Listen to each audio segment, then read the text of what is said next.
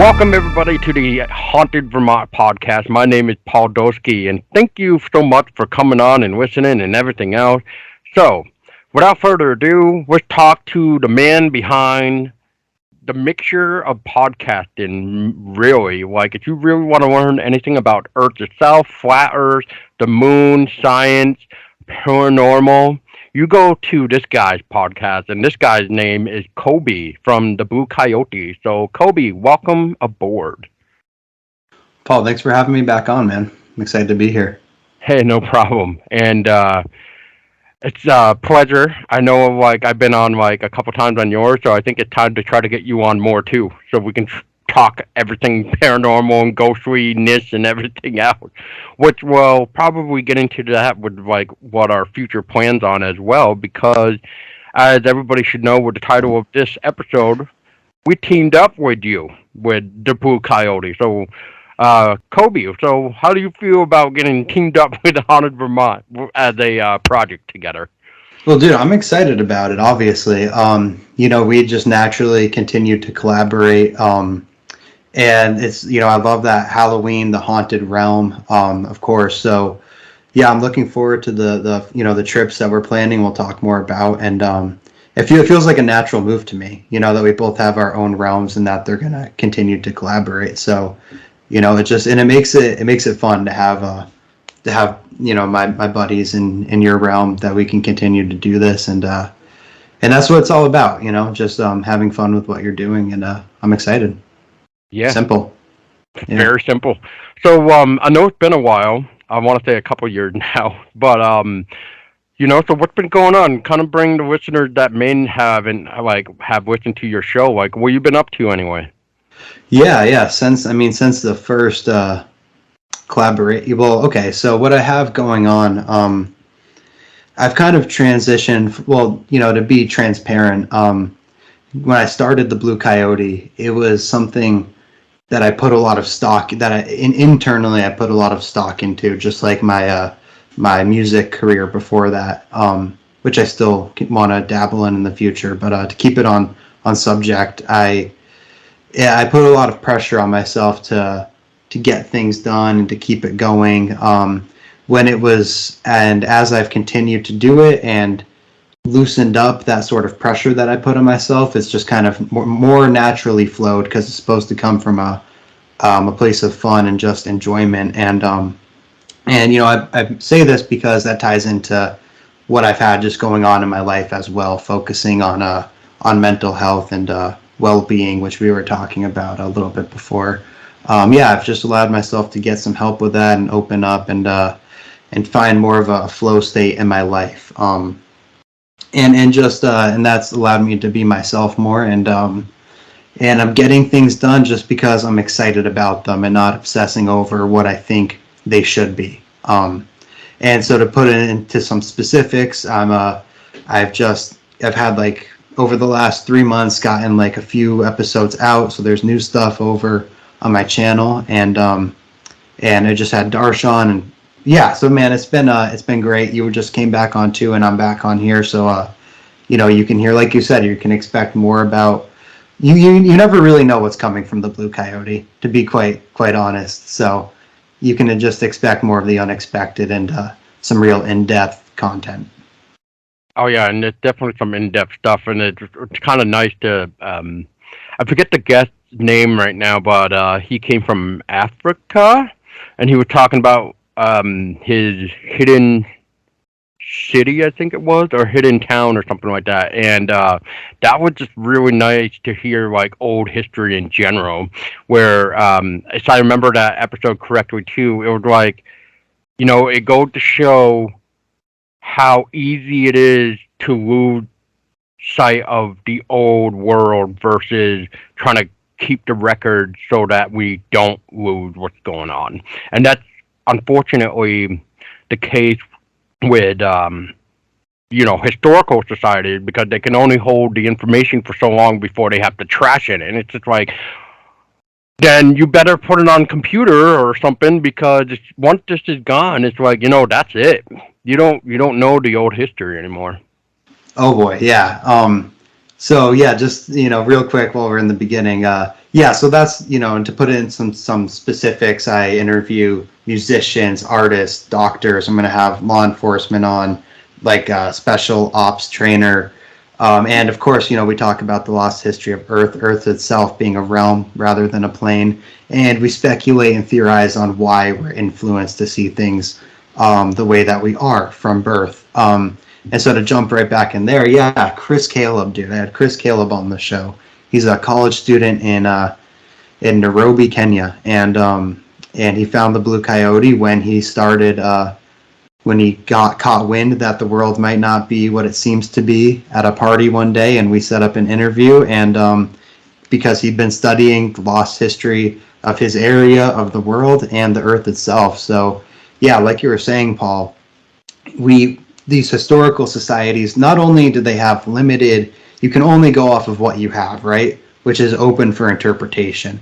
And it's especially open for interpretation when the institutions surrounding the people, it's all made up of people, but these institutions have an influence to present something in a certain way. And there's questions about that. So like I've heard a lot of theorizing about how those deserts, what you'd find near Kenya and Africa's huge, but in those desert areas, they might have been lush at one point and green and had buildings and structures there, which a lot could be buried under the sand if they're very old, and you can even look at the pyramids and those structures you can find all over the world as well. So if you look around the world, you'll find a lot of the same architecture in all corners that cannot be recreated today, like pyramids and certain domes and arches, and yeah, I have a lot of theories about that. Yeah, and to touch on the whole historical society and stuff. So I know I've said this a few times on my podcast, and I'm gonna say it again because this is the best example I can give about like what we're talking about with old history. And then once it's gone, and we don't know any more of it because unfortunately it got destroyed. So everybody knows the Pittsford Haunted House. There used to be a state hospital or the Calvary Preventorium back in the day, where it housed tuberculosis patient, and obviously there's ghost stories there about a nurse that still resides in the Pittsford Haunted House. And so what I want to get to is when Pittsford Haunted House, before it came to be, there was another building on there, the property. And when they went inside this building, there was tons and tons of old documents, basically patient records of of their medical condition, this and that, right? So so instead of giving it to like the historical society, they gave it to the fire chief, and he basically just destroyed them. So all that paperwork that they found is basically no more, all because it didn't get brought to the right people to document it. Could you imagine going through that paperwork to learn how much we evolved, but like also what was more really going on behind the walls of the state hospital there? Yeah, that's something that raises a flag for me, just in the sense of, if it has historical significance, why is it just brushed aside? And that happens continuously. And just as if we're talking about something like the old world, for example, if you look at just like Washington D.C., just talking about architecture, like all those buildings couldn't necessarily be recreated today, or I definitely know something that couldn't be recreated is the pyramids in Giza. And if you look right here in New England, there's structures in the ground. I've talked about on my podcast, this guy, Jim Vieira, he's found these locations where, they're using stones just as big in the pyramids, in star forts and structures in the woods of New England. But that's something that's not looked into. And the timeline of this is very shady as well. Fast forward to what you're talking about, Paul, with this hospital. this Pittsburgh hospital that who knows what's going on behind these walls, right? And then they shut down, and the documents is given to the fire chief, and it's thrown away. Right away my mind goes to the fact that that must have been an experimental time in history, right? I'm probably guessing that's in the late 1800s, early 1900s. They're very experimental, because in this old world that I'm describing that builds pyramids and on all corners of the earth, I believe that they knew more about medicine then than what's being done now. I think people used to live longer than they do now.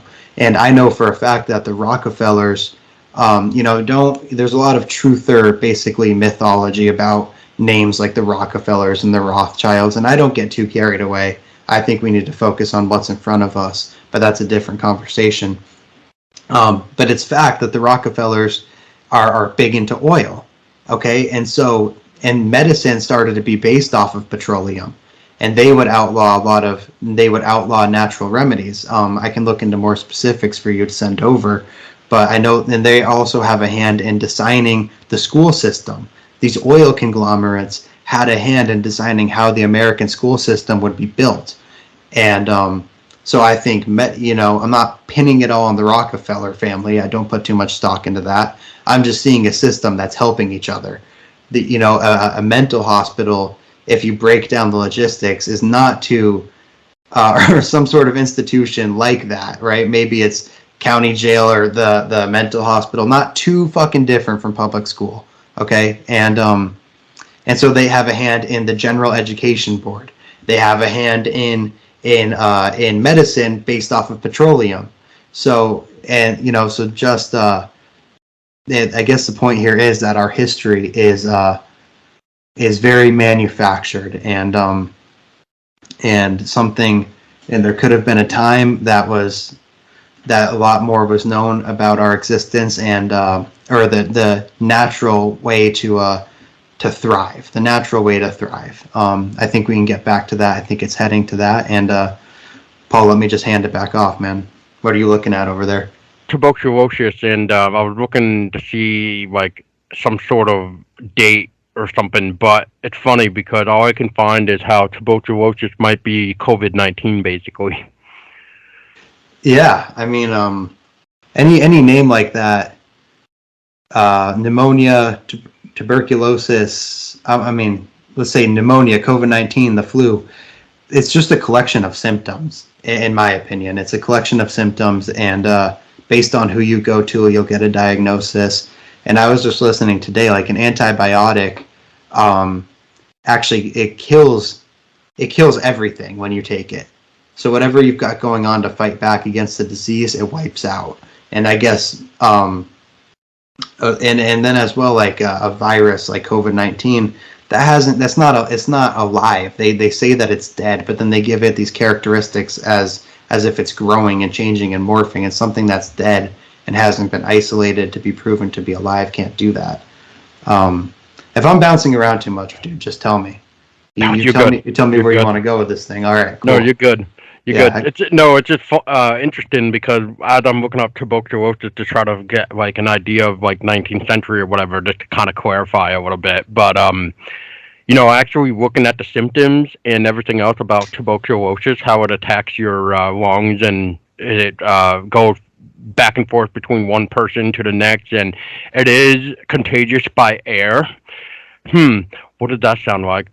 But interesting nonetheless. But no, to get back to like the history and stuff, but I always just bring Pittsburgh Haunted House more because I just hear that and I just think like all that history that we could have learned is gone, and it's just one of those sad things because as we all know, historical societies are ran by volunteers, so they don't always know the real answer. They just go by, as we were talking about, what they know. And what if we could have added more to just what we know to actual documents to back up? Like another thing I used to bring up is with the ghost story. So there's a nurse named Mary that supposedly resides in the Pittsburgh Haunted House from back in the day. The story also goes where she contracted tuberculosis and died inside of the hospital with the patient. And then a couple yards away, even just down the road a little bit, you get Vermont Police Academy, which also used to be a state hospital for patients of tuberculosis per se. And there's even a story there about some nurse named Mary that will come and take care of you if you are not feeling good. So I don't know why back in the day my mind never put two and two together that could these two places and the same name, Mary, be the same person?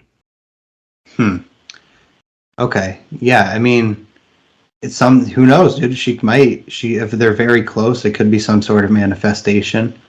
I mean, if you have multiple accounts of people being treated by the same nurse that doesn't exist, to me, there's something going on there.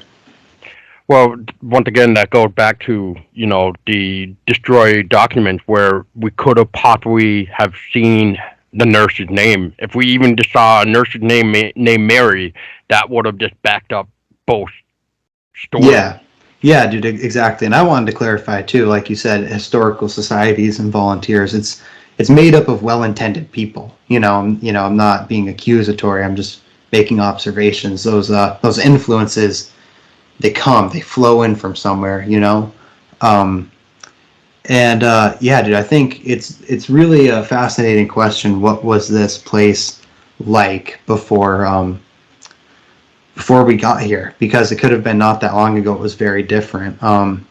And just to kind of going off that theme of like Northeast history, it's if you look at Boston and New York, and I want to say Philadelphia and DC, it's in like a straight line, like a 45-degree angle. These cities are set up, and I look at a lot of and I guess what I'm saying I'm just connecting here that it's like this place that we live in, this America with the architecture and something like that, the cities being in a perfect line.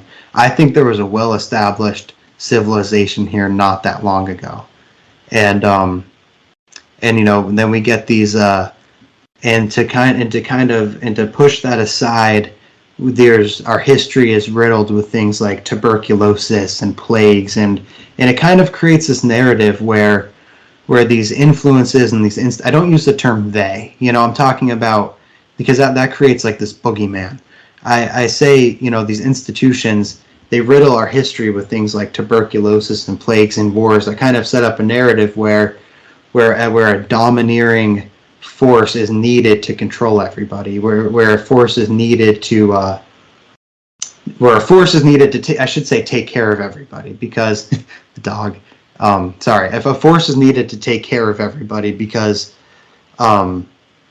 we at the end of the day we can't be controlled. But yeah, that was my point, that that these things are kind of, who knows what was really going on in these hospitals, but we're given this narrative that people have always known that human beings get each other sick with these so-called viruses, and that we need this sort of emergency force in place to take care of us. And that's my cat Cinder, our cat Cinder. He liked to come up here and bug the crap out of me when I'm doing something. So he's always gotta be like, hey, what you doing? But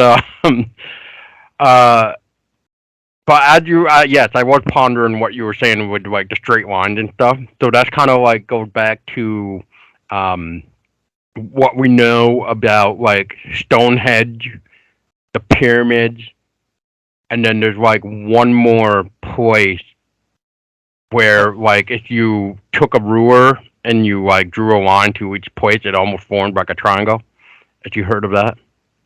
Yes, I've heard of a lot of things like that. And yeah, just to clarify that, a point that an example that I know for sure, I don't want that point to get lost. If you look at Boston, New York City, DC, those Northeast cities, if you were to look at them on a map, they show up in a 45-degree line. And as I look around, dude, even like in these small New England towns, like these churches and cathedrals, and it's like this beautiful, like right here and not far from me, there's these stone churches, and and it's something that couldn't even necessarily be recreated today, or I don't know that for a fact, but I know there's a lot of examples of architecture that couldn't be. And another point is, given the narrative that is that's given to us, like, it doesn't make sense that people would immigrate to America, um, and find people living purely indigenously, right, and hunter gatherer types, and living in the forest off the land. If that's all that's ever been here, that people would come here and try to survive and forage, but they would stop and build these huge monuments, right? These like that seems like waste. If I'm speculating, that's wasted resources and time. It doesn't follow the narrative or the timeline. But anyway, Paul, let's maybe transition to how this connects to the spirit realm, with our Haunted Vermont theme. I'd say we've been given a narrative that kind of takes. I use the term God, but this narrative and these institutions that I'm talking about, they make it very about the physical realm, and kind of turning matter into what is. Our physical matter around us, that is the narrative that we're given, that the spirit and consciousness is what's up for question, that we know we're in a physical place, but we don't know why or how or what we really are. If we talk about these mental hospitals and historical narratives that take the triumph out of our history, that takes the spirit out of things, and that is part of why I think today the average person questions the existence of the spirit, which would naturally question the existence of hauntings. Well, don't forget, and just to touch on that real quick, but back in the day, right, if we were to even say such thing, we would be known as, like, what, mentally insane. And, of course, we would be chained up and everything else because we were not normal of the world. But so, as you bring up churches, and I want to point this out too, unfortunately, I can't remember the place, but I can tell you where it's on, where you can like see this. So if everybody has a chance to look up The Unexplained with William Shatner, there is an episode about churches, and one of the churches that they talk about has this very interesting spiral staircase. And so this is where it gets interesting, as I'm gonna touch on with like what Kolby's saying, where nowadays you can't really recreate this, and that's the same way with the staircase. It is built with material that this world doesn't even have. And the guy that supposedly created this was very sketchy already, because when you hear the story, it's like this guy basically knocked on the church, said, "I will do the spiral staircase. However, I don't want anybody in the church to bother me." And what do we? Nobody could go into the church when he was working on this staircase. And when it was done, that guy that supposedly built this could not even be found. And even to this day, they had a guy come in to like test the material, and the guy said, "This is made out of stuff that we can't even produce nowadays." Yeah, dude, definitely. So to me, I'm very open-minded, but I'm a big believer in Occam's razor. The simplest explanation holds the truth. Most of I apply Occam's razor to things, and so depending on when that was, that story to me sounds like probably the bullshit one. That there was something in place, all like that a group made that staircase. People who had access to this what is it? Divine sacred geometry. This way of creating that isn't done anymore. I hear stories like that, Paul. That's like, oh, it was 5 guys and they got it done in 2 days, and they had abilities no one had, and it's like what, that guy was in there by himself, but so there's no witnesses. So I just like you said, we don't have that much information about that example, but actually, yeah, dude, we do. okay, I actually just found it. It's beautiful. so this is so just to go on to the story that I'm talking about. So with this material too that is not even existent in today or whatever, this is actually done without nails. Done This, without nails. this has Incredible. this has no nails attached to the spiral staircase. So what I'm gonna do for people is I will drop a picture here as we're talking about this now that I found it, but I will also drop the link that I found into the podcast notes as well, so you can see this gorgeous spiral staircase. I find it gorgeous because It it's is really, gorgeous. yeah, it's really cool. And if the story is real, which people will tell you that yes, this guy basically came here, did not want to get disturbed, and this is what he made. Yeah, and I don't, for everybody listening, and I don't mean to just like hear it and call it bullshit right off the bat. I'm just trying to introduce a different perspective that people could have. Like I don't, like I said, I didn't know anything about this going into it, but who knows, man? Maybe this guy, maybe it is that guy, and he held some kind of knowledge. But the point I was trying to make is just questioning narratives is not a negative. It's important. So if you take the word cathedral and you break it down, you have, I'm not sure, and maybe Latin, we can fact check that, but to break down the word cathedral means cathode rall. Cathode rall. And that is a harnesser of energy. Like I said, the way we view this, what I know to be the realm, the way we view this realm has been distorted or fabricated by the introduction of a certain narrative that we're born into. And so the cathode rall could have been a harnesser of energy right out of the ether. If you look at it, the top of a church that sticks up in the air.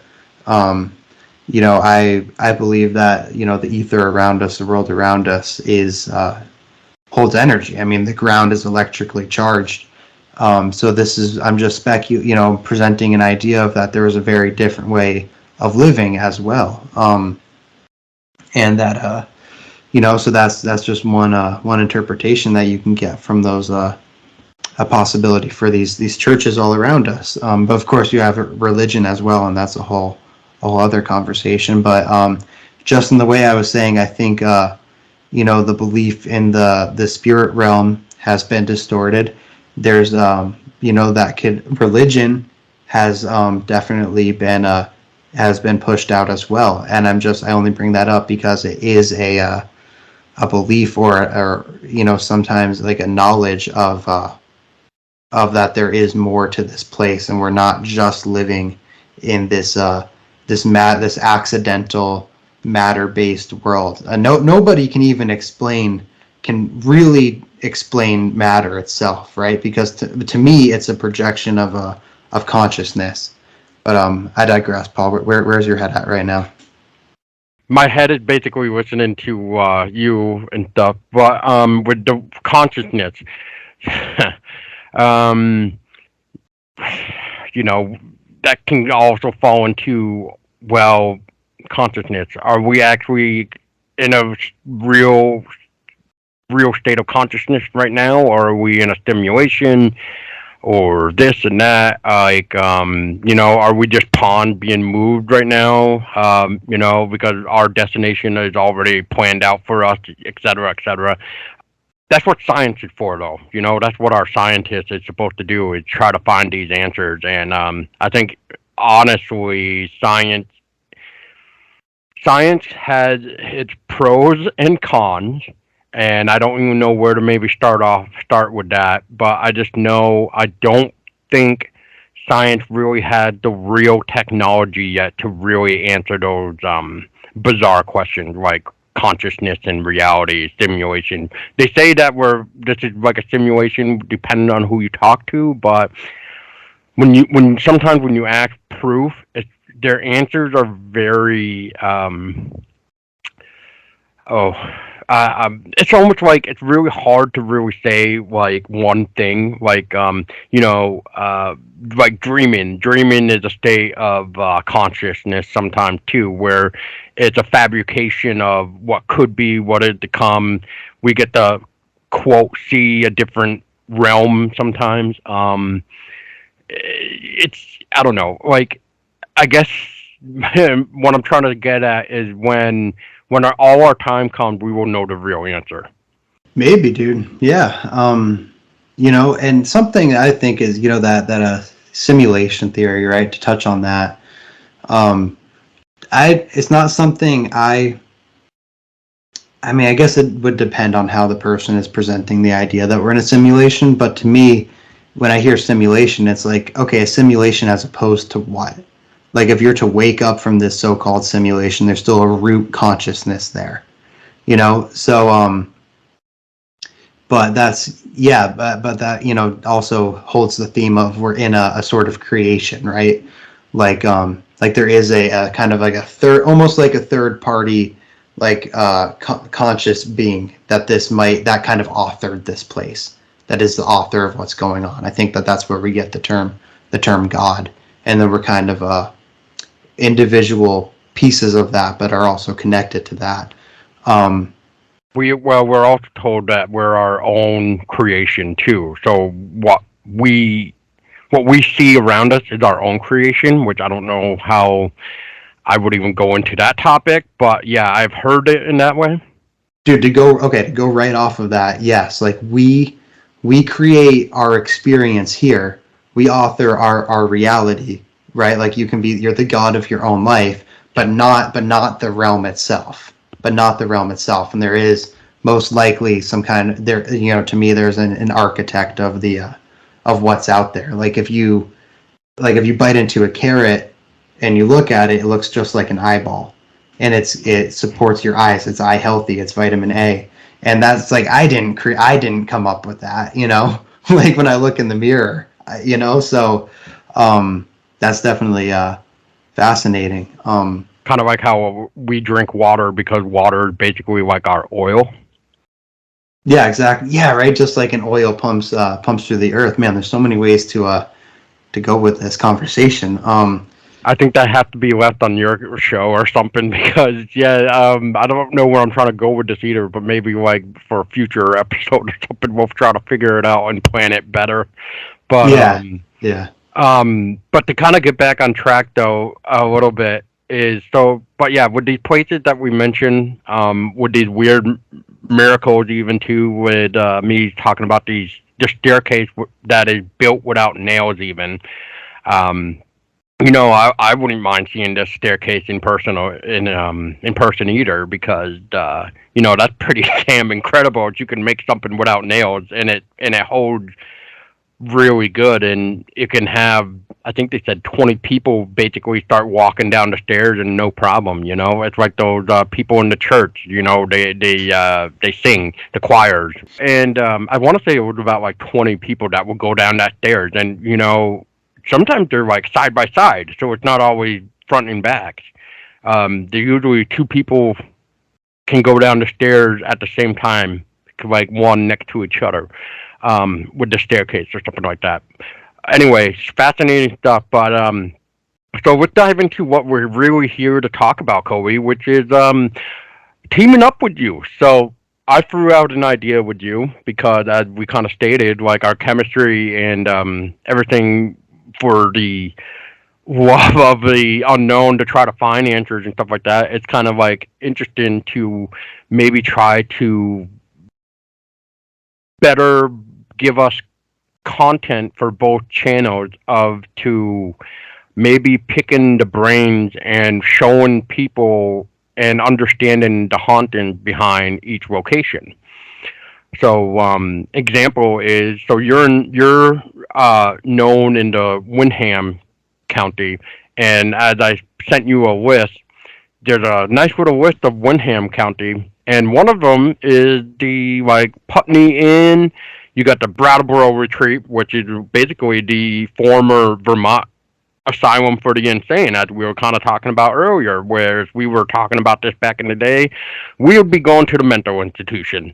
So, I guess, Kolby, take it away. What do you think of this idea of possibly going to these places to help, understand the realm of the unknown, but in a different way of showing people as well? Yeah, dude. I going into the when I'm well to as I prepare to go to these places. And Paul, like you check, yeah, of course, check out hauntedvermont.org. You can find lists of hauntings in Vermont, tons of fascinating stuff on there. And as Paul said, I'm going to be visiting, and as I go to these places, my point is going to be, I'm asking myself, what do I want to extract from this, right? What do I want to lead into something, that it'll be connected to content that you make as well. But I'm going to be really using my intuition to see what kind of energy do I get from this. Maybe I'll go in probably knowing as little as I can about the place. See what the place tells. Maybe kind of testing my own. I'm not a clairvoyant, but I've got some splashes of some stuff going on, and so what energy do I get? What is the history of the place that's presented to us? And I'll also, so there we go. That's a connection to what we've been talking about. Does the history that I'm given of this place, does it match what I'm looking at? Does it make sense? What can I find out more about it? So I'll be probably making just these vlogs where I show up to these spots, ask those questions, and we can kind of map out these haunted locations of Vermont, and we'll hit them all. Yes, we will do our best to hit them all. At least the We ones that will are. do our best. Yes. Yeah, we will Yeah. do our best. Do what we can. We will at least get the ones that are like really well known. And I actually have a list too of places that I want to go back to re-record videos, because I feel like the old videos, it's time for an update for sure. And it's I think it would be nice, because not only like what Kolby's saying would get a feel for the place, but yeah, I strongly feel that it's like the very first Haunted Vermont video I've ever done. It was the quote New Boston graves, where it's in this place where it's supposed to have been this old town called New Boston in Chittenden, which is right by Mountaintop Inn, to give people a location to point out where this is.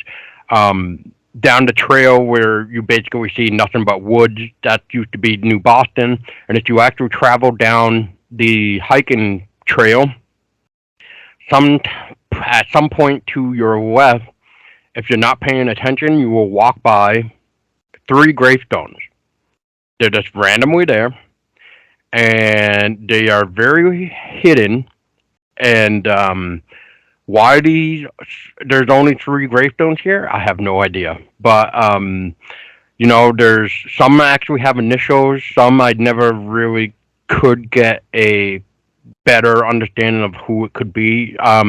There is an initial that I will say, NW, where back in the day and probably present now is people were trying to tell me that this might be the grave for Nathaniel Wheeler. I don't know what the other 2 graves are, because I think one was the kid and one was the wife or something like that. But anyway, why these 3 are just there is just beyond me, bizarre. And I almost felt sad when I kind of went there the first time, because it's just like, wow, it's like, did they get forgotten? Like, can we bring them to a proper burial site now? Like, that's the way I'm just looking at it. And, like, hopefully I can find somebody that might know even where, like, old foundations of New Boston is, too, because I'd love to still try to figure out where these old foundations are. I've never in my life heard of New Boston, and that's very strange. That Chittenden area with those abandoned towns is weird itself, and that's powerful what you're saying about the graves. And it's weird how open-ended it is, And I'll be as I think the first place that I'm gonna hit for the for my vlogs will be that there's this tower in Brattleboro with the Brattleboro Retreat. I forget what it's called, but it's where this doctor allegedly was going to make it and send people up there to clear their head, a doctor at the mental institution in Brattleboro, and the people would jump off and apparently commit suicide when they got sent up there. And I kind of got like a funny feeling, a little bit of a weird feeling, but I didn't feel despair like you're describing looking at those graves. So I'm not making any claims. I'm just, speculating on intuition and locations. I'm interested to, I don't know, to see what kind of energy I can get from places and if it matches up. Yeah, I'm looking, as these come in, just examining them. And, so again, Paul, did you get any intel on who Nathaniel Wheeler would have been? No. No, okay. Yeah. The only thing I heard was that it's Nathaniel Wheeler. He would possibly a guy that resided in New Boston, and that's basically as far as I got.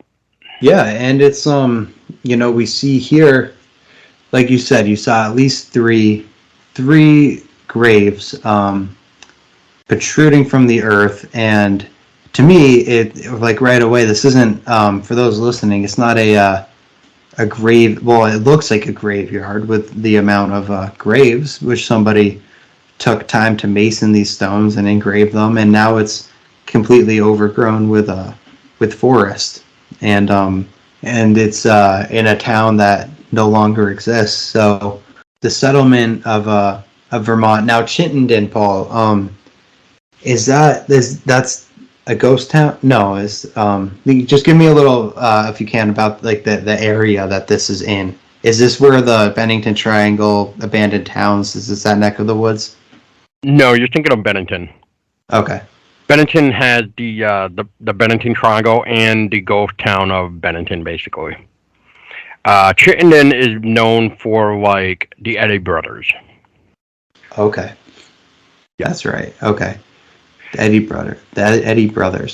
Who was the guy that basically kidnapped them? Kidnapped them. No, not kidnapped. So who? You mean wrote the story about them? Wrote the story about. Maybe I'm thinking the Eddy brothers. They were in the circus, right? No, actually. I'm probably thinking of a whole different. No. So I'm glad that you brought this up because Jason will love this if he's listening to it, but I doubt Jason will be listening. So, the Eddy brothers were thought to be sold to the circus by their parents, when actually, in reality, we have the Eddy brothers that we're talking about, which is the medium, but these mediums were never sold to a circus.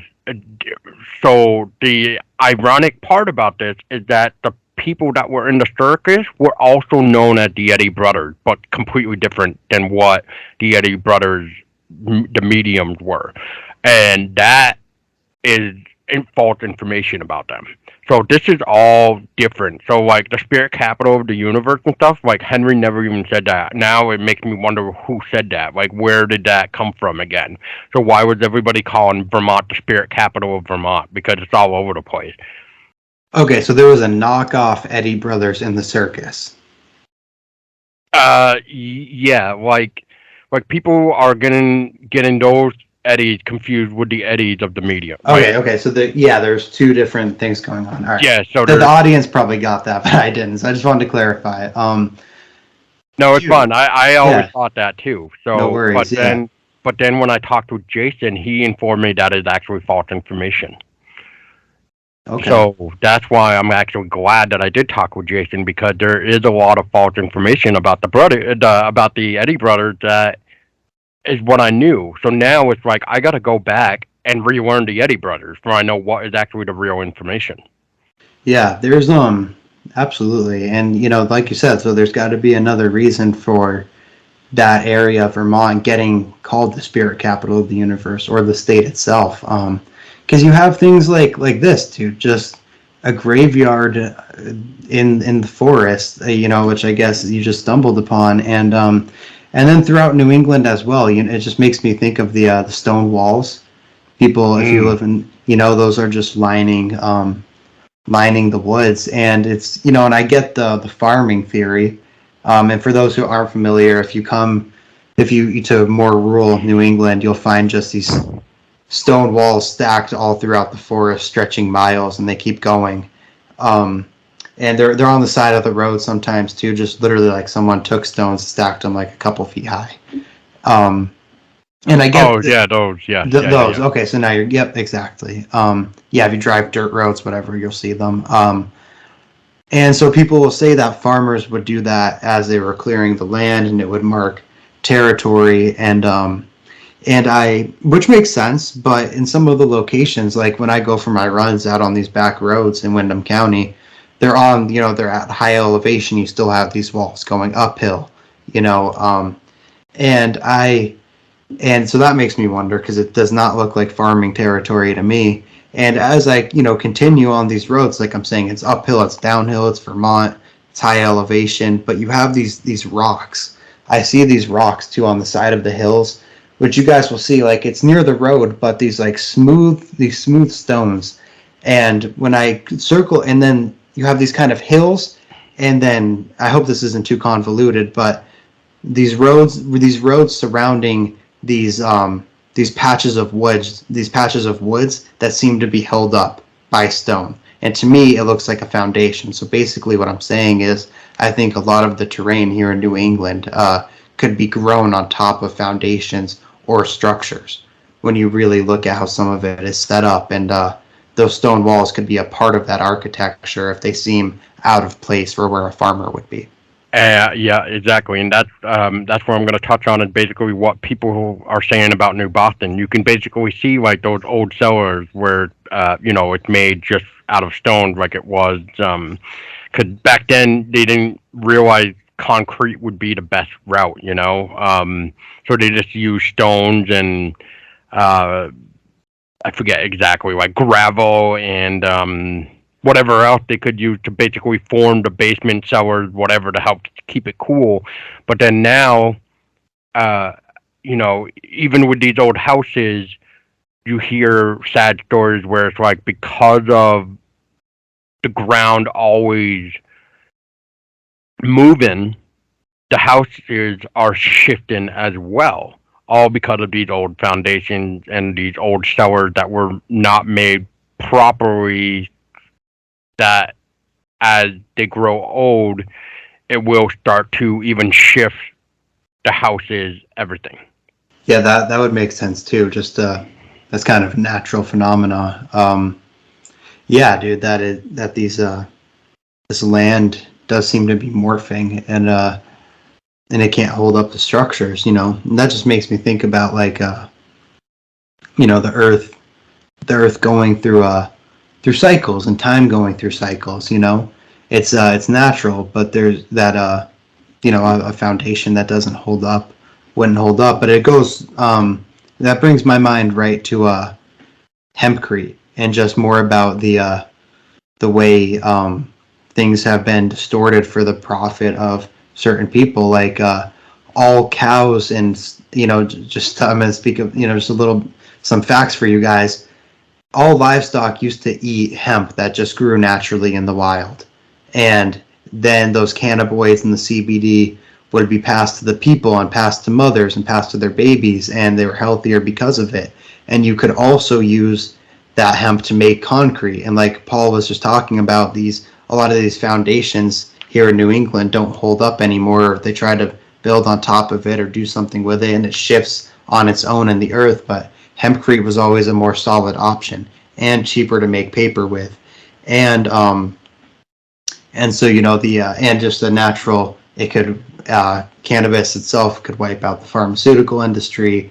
And also, just another fun fact as my mind is going, like we're told that prohibition on alcohol was not about keeping keeping people healthy or the family unit. I'm not being pessimistic, but it's about finances.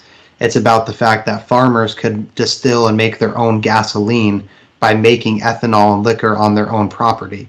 You could make your own local. I don't consume alcohol, but people. There's healthier ways to do it. You can make your own, make it natural, local. That's way better than poison that you get in the liquor store, which hasn't even gone up. The price of alcohol has not gone up, by the way, despite this shutdown. The supply chain breakdown.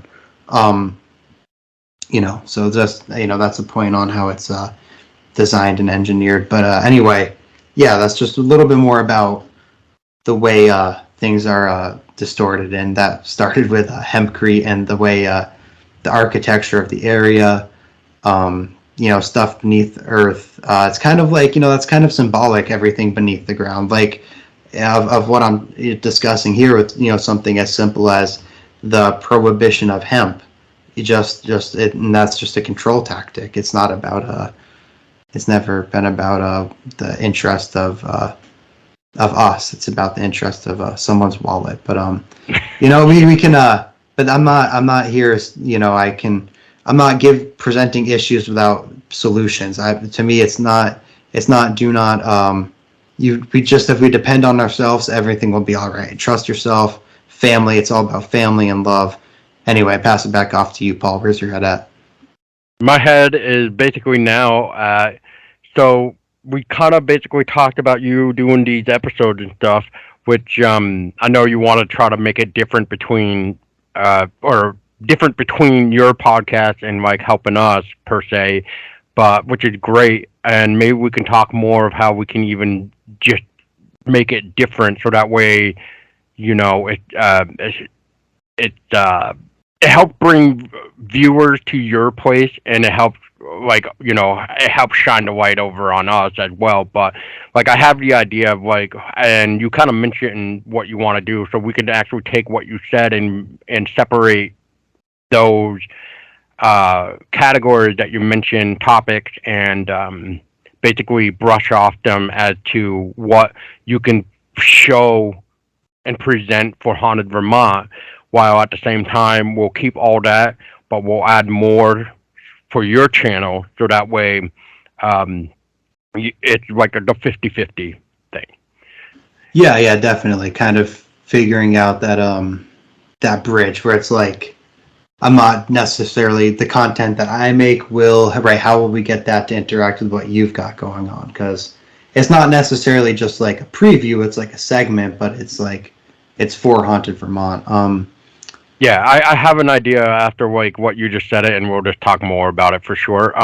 Figure that out. So I guess, so as we transition real quick, so speaking of making videos and teaming up, so I know we just heard it off of your podcast for anybody that did listen to it. If not, we'll just stay it here. We're not going to go into it like we did with Kolby's show. So if you want to hear more of what we kind of discussed, please check out Kolby's podcast for more of the discussion of what we're going to bring up. But just to kind of make it a short little segment real quick is, so Kolby, you and I are going to be investigating what? We're going to be investigating Wilson Castle. Yeah, and like Paul said, we talked about that in depth, pretty, a good chunk of in-depth planning on my podcast, the Blue Coyote. And that'll be my first investigation. It looks like it might just be me and Paul, and that's dude. It's a little bit. I paused there because just two people it's going to be spooky no matter what. But we're going to have to cover a lot of people too. What's that? That's enough people too, though. Yes, we'll have to cover a lot, but that's why you and I will have to plan, how we want to go about doing this, which I kind of am starting to form a plan. It's obviously, I'm trying to figure out if we do have more people, that will definitely increase the planning, and it would help. But then there's some where I think you and I will just have to leave cameras and just see what happens as we explore somewhere else, Yeah, dude. We're we'll do what we have to do. And just to make the point, it's been Paul and I trying to set this up and plan this. It's you have to you gotta, go with the flow and roll with the punches, so to speak. But Yeah. I'd rather go into it, dude, with just you and I, two fully committed people who respect the topic and the process, than try to than to think that we need a bunch of bodies. We're gonna experience what we experience, and More practice. bodies. The way I've always said it is more bodies, the more evidence that will get destroyed in the process. So less is more. That's true as well. Yeah. You know. So that and it, like back when we did when I had my own paranormal group, we started out at 3 and we ended with 4. However, though, when we did like Hubbardton Battlefield, we had like 5 or 6 people. I mean, that seemed a lot, but really, like, we did split up sometimes into threes. That way, 3 people went over this way, 3 people stayed, or 2 other people stayed with me, and they helped me with like trying to figure out evidence of capturing stuff. Like one of the just to kind of give an example. So as we're leaving the battlefield, there was one piece of evidence that we got where my camcorder, my old Sony one, the light itself kept going in and out, like out and on, basically. So it would be turned off, it would get turned back on. And I know this camera really well, and it was not us. And something was making that light go on and off. And what makes it more incredible is that my photography camera that I had also recorded video. So we use that to record a video to show that even the person holding that camcorder, and it was none of us hitting the button. It was literally doing it on its own. So that basically made it more solid evidence to say like we're not screwing around with the lights and we're not pressing the button. So I mean, people could go with it's a low battery, but for this to last 20 minutes, that's really weird. Because it did this for 20 minutes straight, and that's what this whole video is that I actually uploaded onto the channel. Is 20 minutes of basically our investigator at the time was Janine, and she was asking questions, and it was responding to her. But when like me and another buddy were trying to ask questions, it was almost like we're not gonna listen to you. We wanna talk to Janine. So it's very weird.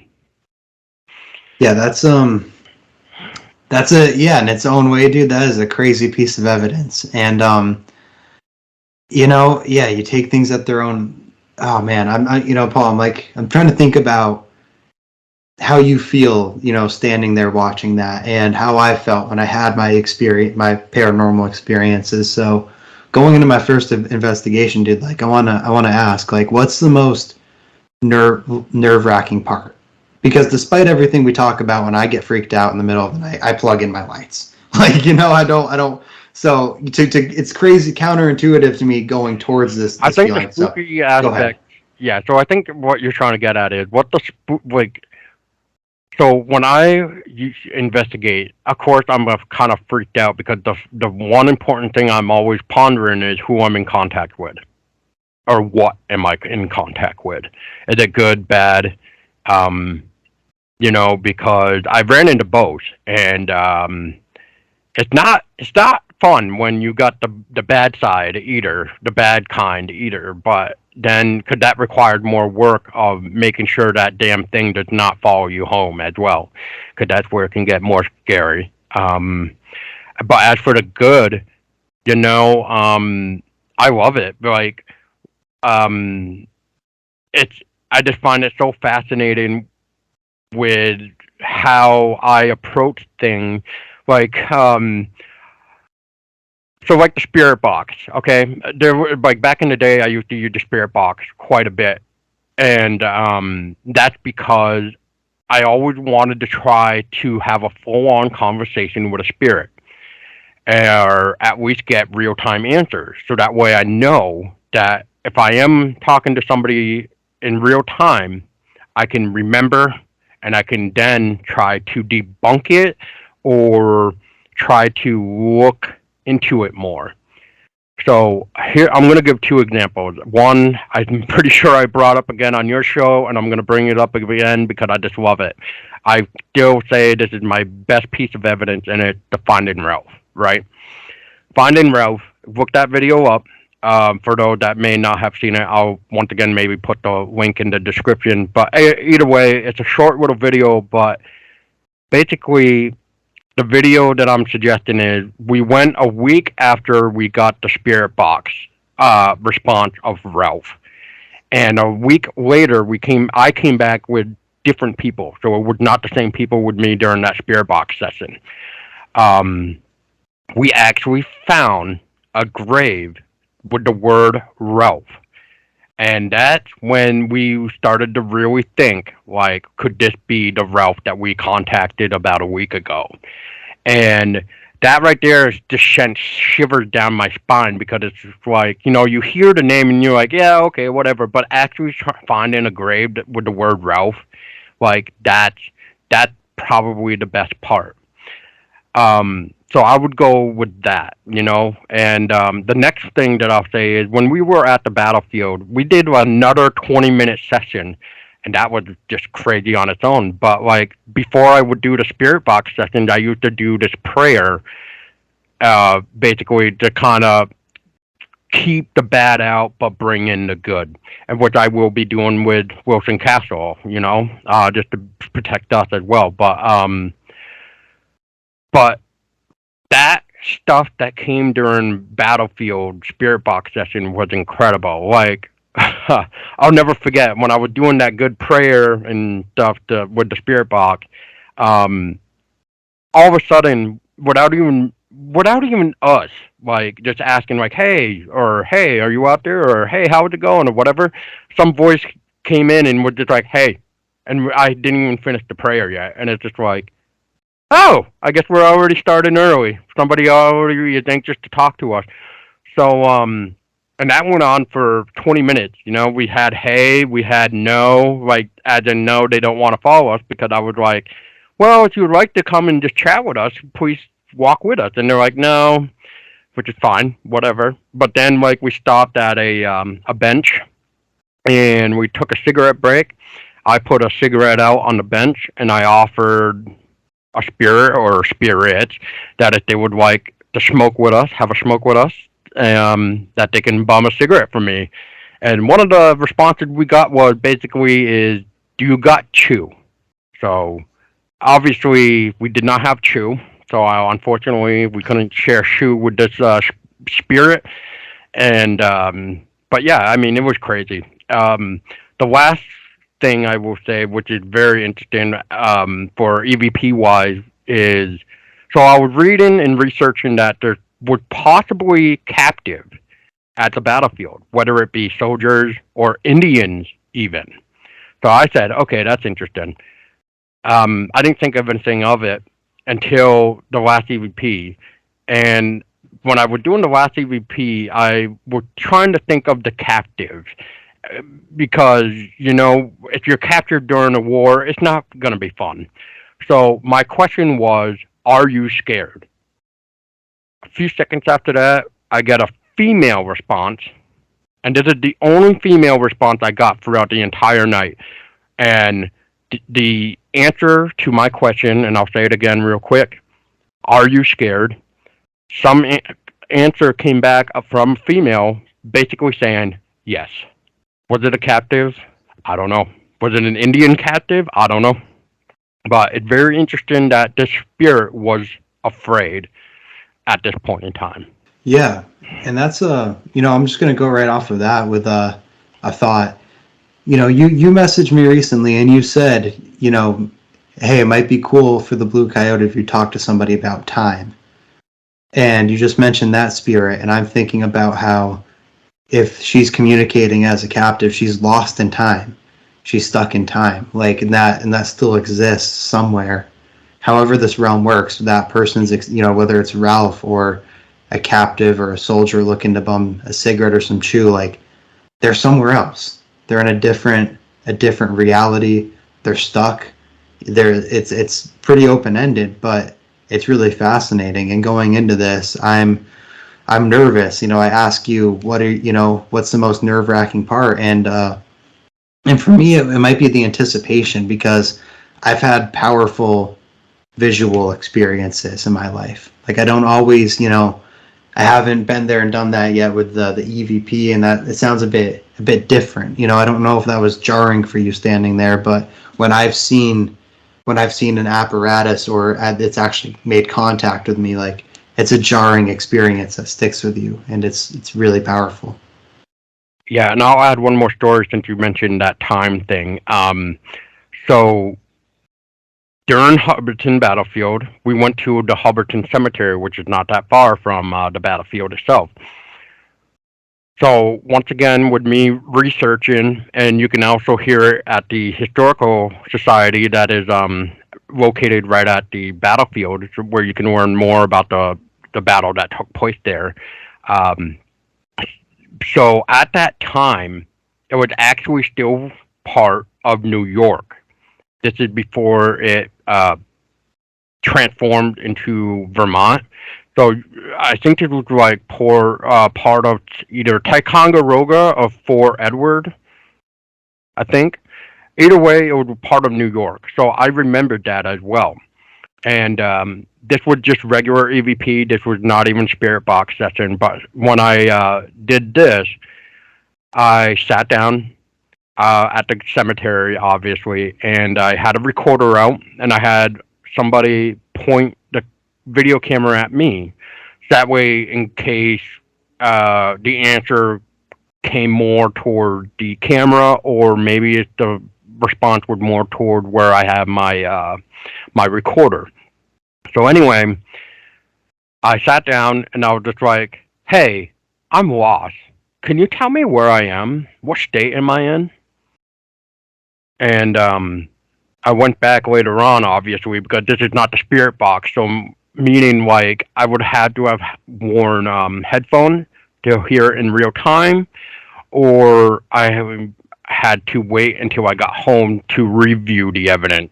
So in this case, I had to wait till I got home to review the evidence. As I reviewed it, very faintly, because it was somebody answering my question, but I had to bump up the volume a little bit. But it sounded like a male spirit came back to my, where am I? I'm lost. What state am I in? It sounds like my response to my question was New York. So whatever spirit, whether it just be like a soldier or even somebody else, it's hard to really say. Maybe some sort of community member when it kind of became like a community later on after the battle. They answered by saying New York. So to their realm, as Kolby's saying with the time thing, that guy still thinks New York, not Vermont. Yeah, and it's a, man, crazy, crazy thing. People have their own takes considering everybody listening, but dude, as far as I'm concerned, there's frequencies that can be tapped into where you can contact that person's realm, their energy, their imprint on this place, and and you get whatever's going on there, for them to say New York, to get that, you pulled that out of somewhere. That, at least that's the way I look at it. And yeah, man, I'm really looking for. I'm glad we're doing this build up to the ghost hunt, to the investigation. A few podcasts talking about it. It's been man. Time, as far as time goes, in a lot of ways, I know the beginning and the end are sort of connected. Just to give that thought. The beginning and the end are connected in a lot of ways where I don't know. Right. You can't really pin down. Yeah, sorry, I lose my train of thought there. You can't. No, it's fine. I think I'll touch on that for a minute if you don't mind. So go ahead. Beginning and end, yes.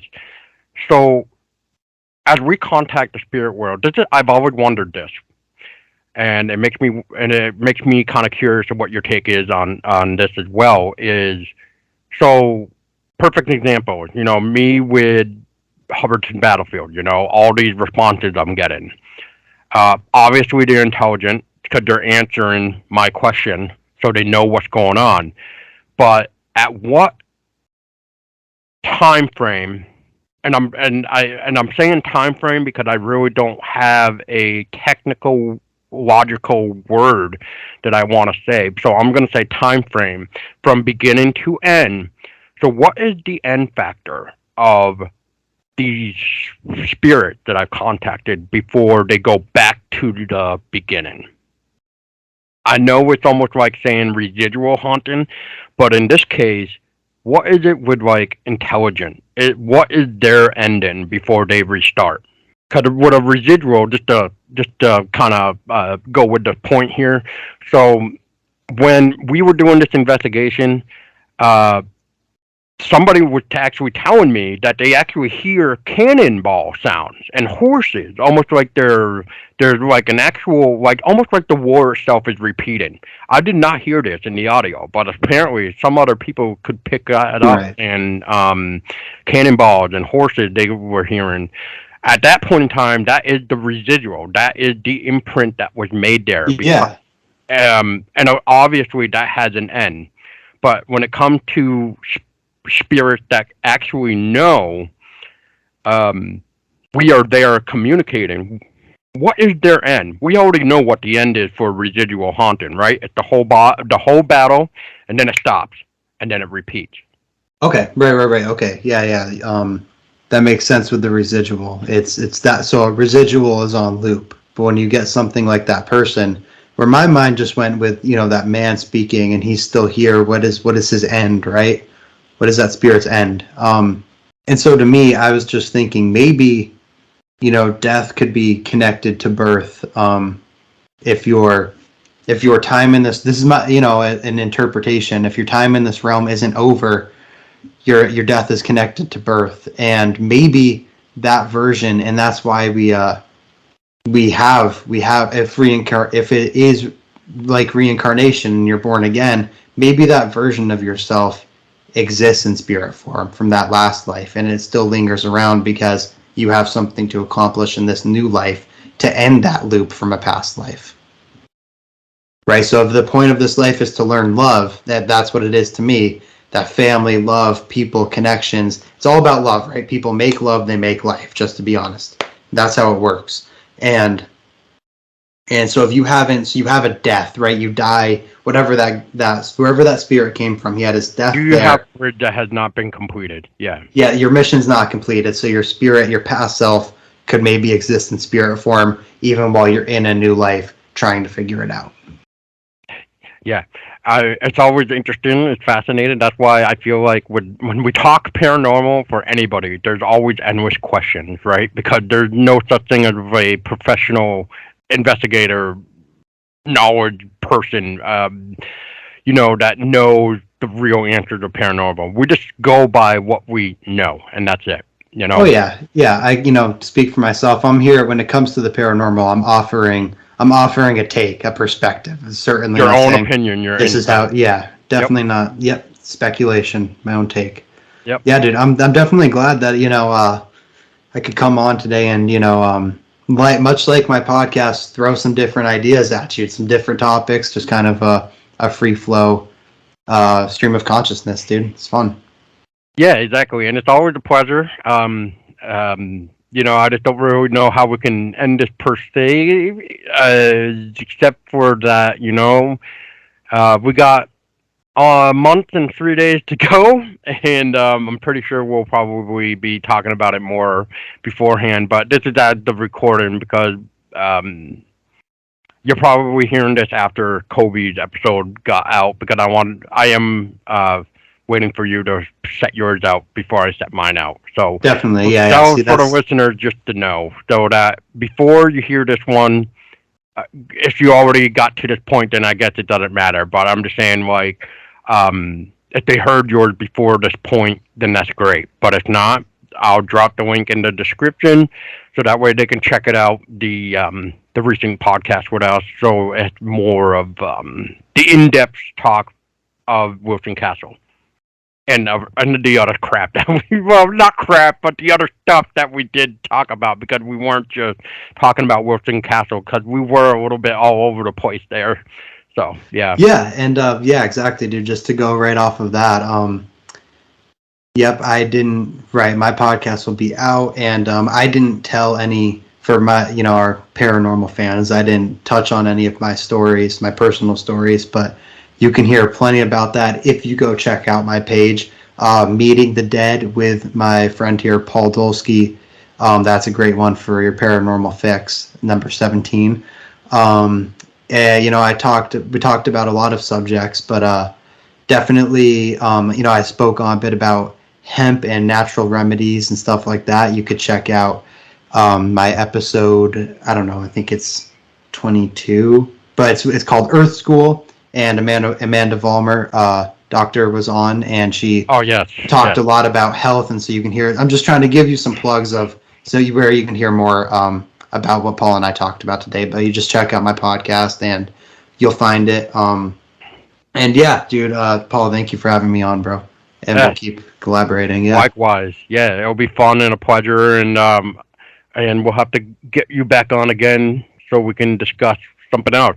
And speaking of which, I don't know if we threw it out there in your show, so I'm just going to throw it out right now. So after the investigation does take place at Wilson Castle, for everybody listening, we will be doing another episode discussing that night. So, yes, because I already have a feeling it's going to be crazy, and it would be nice to really get the final reaction. Like, after having a couple days of relaxation because of that intense night, I bet. Because Kolby, this would be perfect for what we were talking about with your episode last for what is it, 24, since I was last on you. We were talking about the moon. So I'm going to throw at you this. When we go to investigate on July 8th, we will be 5 days away from a full moon. Holy shit. Yeah, see, it's like, and that's, dude, it's all connected, guys. Our connection, our consciousness is connected to this realm. The moon cycle, there's no denial, as it's not, I don't see it as we're not controlled by the lights in the celestial bodies, lights in the sky. We're interconnected. So, 5 days from a full moon, like you're saying, we'll probably be processing the experience as the full moon hits. And that's something to definitely look forward to, man. It's exciting stuff. Dude. Yeah, the moon. My mind just started to go back into that. Definitely check out episode 24. Paul and I, we talk in depth about the moon. And if you want a good take on, I'm assuming, dude, as we both keep putting work out, we're getting new people. So, if you want to hear more about flat Earth, that term doesn't do it justice. It's the realm Earth. Check out my episode with Hibbler Productions. And to hear more about the lost history of Earth, you can check out my episode with Chris Caleb called Old World, Same Realm. That's enough plugs. This is not shameless plugging anymore. I'm going to town, so I'll stop. But yeah, Paul, thank you for having me. You forgot one. 23. Don't forget 23 with Darsh. Number 23 with Darsh. Yeah, that's a good one too, because it offers two perspectives on the same topic, and in a way that format. Exactly, in a different format. It's people I've been hearing, I should do something like that, and I was excited that I could do it with Darsh. So Darsh is a good guy. So shout out to Darsh. Shout out to Darsh. Shout out to everybody supporting. Yes. And once again, everybody, thank you so much for listening to Kolby Denied little discussion here. I hope you enjoyed, especially for what is to come. And just make sure to check out the Blue Coyote. I will drop the URL in the description of this episode, so you can check out the Blue Coyote, because there should be no goddamn reason for you to not. And yeah, likewise, and Kolby, it'll be fun, it'll be a pleasure, and we'll have you back on real soon, so that way we can start really discussing. Maybe we can give people a little taste of like what we are planning on doing, just a little bit. Yeah, that would definitely be cool. Maybe we can do some of that, and and talk about it on here, you know, like I was referring to with the vlogs I'll be doing, and we're figuring out how we're gonna interconnect the two realms, man, and it will be awesome. I'm excited. Yeah. So everybody else, thank you so much for listening, and remember to keep your eyes open because you just never know when an apparition will appear in front of you.